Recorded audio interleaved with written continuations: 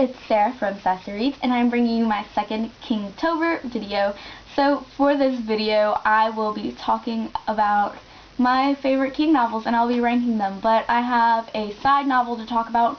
I have read Carrie. I've loved Carrie, but because I have not read this one recently, I can't really say where it stands with my rankings for King's novels, because I've only read this one once, and it was like when I was 12, and I'm now 19 years old, so in that period I can't really say whether I'd still love it as much as I did at the time that I read it, but I do plan on reading this one, so hopefully next October when I come back, I'll have some more thoughts.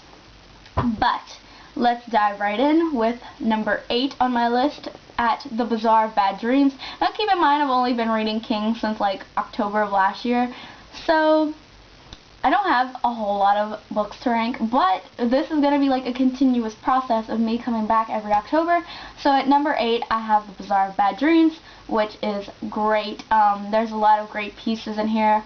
Your Bad Little Kid, Mile 81, the Little Angry God of Agony, Summer Thunder, there's Cookie Jar. Wonderful stories in here. Highly recommended if you're a King fan. It's his newer collection, and it is absolutely gorgeous. I would love to just get this right here, like on a poster, and put it on my wall. It's gorgeous. But yeah, highly recommend it. Solid 4-star read, which is really high for a short story collection, because usually short story collections only get like 2 to 3 stars for me.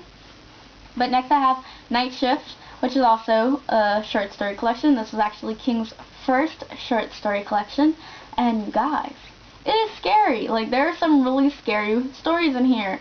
It was one of his earlier pieces. It was written in the 70s. Well, they were written before then, but it was binded together in the 70s. Some of my favorites are I Am the Darway, Graveyard Shift, The Boogeyman, Sometimes They Come Back, Strawberry Spring, Quitters Inc., I Know What You Need, Children of the Corn, The Man Who Loved Flowers, and The Woman in the Room. Of course, I have many other favorites, and I also have a review for this, as well as The Bazaar Bad Dreams, in my channel, so I'll link those down below, and you can go and watch and see all my thoughts about, you know, The Night Shift. Next up, oh, and I've read that one twice, so, like, I feel like where I stand with that collection is, like, pretty set in stone. Next up is the Gunslinger. This is number 6. Still can't count. So this is his first novel in the Dark Tower series, and I feel like I can't 100% say if it would rank right here because I haven't seen the full piece of the puzzle, and the Dark Tower is considered to be Stephen King's magnum opus, so I'm kind of like, I don't know where I stand with his magnum opus, because I'm not done reading it, and I don't know when I'll finish his magnum opus, because I've still only read one book, and I've read this, I read this back in January, so I kind of need to dive right back in with the drawing of 3 and get my shit together. But as of right now, it's a good piece. I just can't rank it too high because I feel like it is a piece of a puzzle, and it doesn't stand strongly on its own without the other pieces. Next up I have the Tommyknockers, which is number 5 on my list. This is considered to be King's worst novel by King himself, but I had so much fun reading this. Like, I wanted a fun, creepy, kind of scary, kind of horrifying alien novel, and I definitely got horrified, I definitely got creeped out, and I definitely had a lot of fun while reading. I don't give this one a full 5 stars because I feel like there are a lot of kinks in the writing here, and I know people have a problem with the ending, but I adore the ending, and I feel like it's kind of similar to King's own ending with Addiction, as this was like his last novel in the cocaine binge, but I love it. Like, I don't care. I think it's great, and I'll shout it from the rooftops. Tommyknockers is a good novel. It's better than a lot of writers' pieces of works, and I just don't care if you hate it. You can tell me you hate it, and I'll totally listen to why, because I want to know what are your thoughts. Next up, on number 4, is Full Dark No Stars. I loved 1922, as I've mentioned before. It is fabulous. So good. A Good Marriage is also a great story. Well, it's a novella. It's fabulous, and Big Driver's really good. Fair Extension's a little but it has connections to Derry, Maine, so if you're a huge It and Dairy Maine fan, you may want to check that story out. Just really great collection, really beautiful writing, pieces of, it's strong pieces of literature that come together to stand as a whole and have very similar themes, which I always appreciate when collections do that. Number 3 on my list is Firestarter.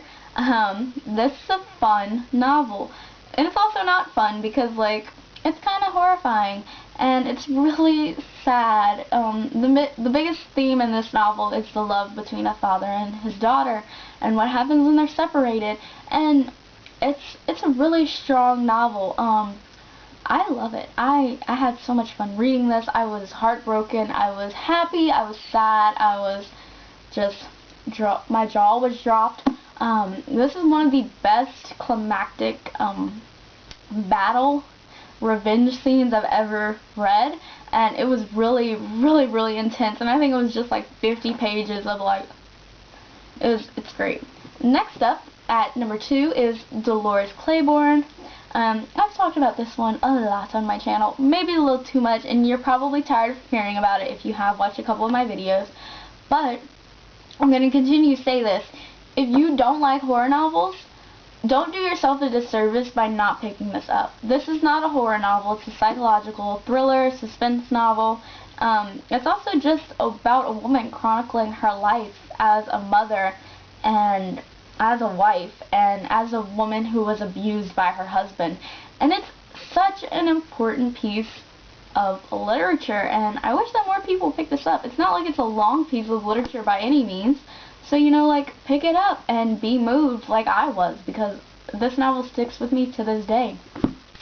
Then I have number 1, my all-time favorite Stephen King novel, The Stand. This is my absolute favorite novel of all time. Like, this bad boy is fantastic. There was not 1 minute while reading where I was bored. Even in the slow parts where they're just walking around the wastelands of America, I loved this novel. I love it so much. I think it's so beautiful. It's so amazing. I can't explain how much I love it, and so I'm gonna talk about it in a whole video, because I have to do a review for this book on its own. Like, it deserves a review. It's so freaking fantastic. And if you haven't read The Stand and you're scared of picking it up, don't be scared, because it's told in 3 books.